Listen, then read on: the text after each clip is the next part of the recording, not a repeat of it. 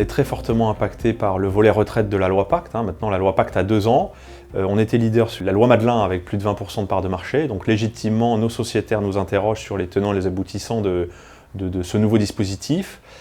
Et en conquête de nouveaux clients, on commercialise dorénavant plus de contrats PERI, plan d'épargne retraite individuelle en 2021, qu'on ne le faisait les années précédentes sur le cumul des offres Madelin et PERP. Donc il y a un engouement des Français, on le sent bien, et nos sociétaires aussi nous interrogent massivement.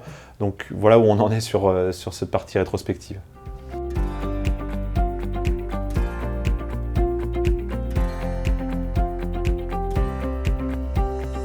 L'un des objectifs affichés du nouveau produit, du plan d'épargne retraite, c'est l'attractivité.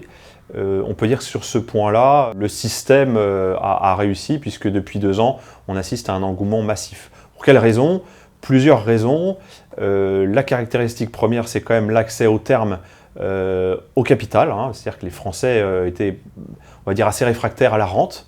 Le dispositif plan d'épargne retraite permet au terme de donner le choix à l'assuré entre la rente, le capital fractionné, ou encore plus simple, encore plus souple, la décumulation progressive du capital constitutif.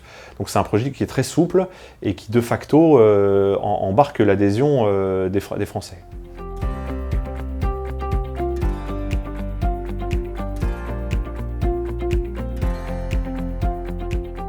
Alors c'est vrai que c'est un dispositif qui est prévu par la loi, donc massivement on a, nous, nos sociétaires, ces dizaines de milliers de travailleurs non salariés qui étaient détenteurs de contrats Madelin, qui aujourd'hui nous demandent de transférer leur contrat vers un dispositif de plan d'épargne retraite.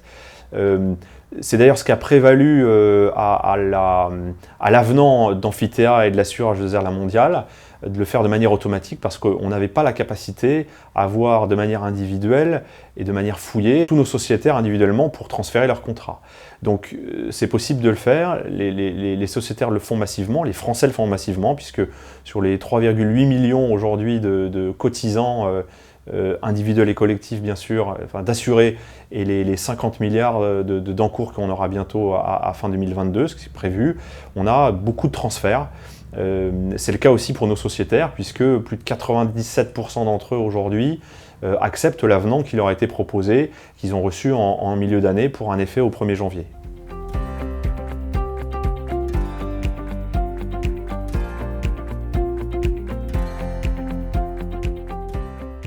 Un des avantages principaux du plan d'épargne retraite, c'est quand même la défiscalisation à l'entrée, mais comme c'était le cas hier sur un produit Madelin, mais c'est vrai que d'ici la fin de l'année, ouvrir un PER ou cotiser sur un PERI existant, ça a du sens. Et plus vous avez une tranche marginale d'imposition élevée, et bien plus c'est intéressant, et c'est pas anecdotique, cette réduction d'impôt. La différence par rapport aux anciens produits, c'est qu'il y a une attractivité supplémentaire, c'est-à-dire que hier vous cotisiez sur un produit tunnel qui vous donnait au terme de la rente viagère, et vous aliéniez votre capital. Aujourd'hui, vous continuez à défiscaliser à l'entrée, d'où l'intérêt de le faire avant fin 2021. Et pour autant, au terme, vous aurez le choix entre le capital, la rente, le capital fractionné, et avantages supplémentaires qui ravit aussi les plus jeunes cotisants, c'est cette possibilité de récupérer tout ou partie, si besoin, de l'épargne constitutive en cas d'achat de la résidence principale.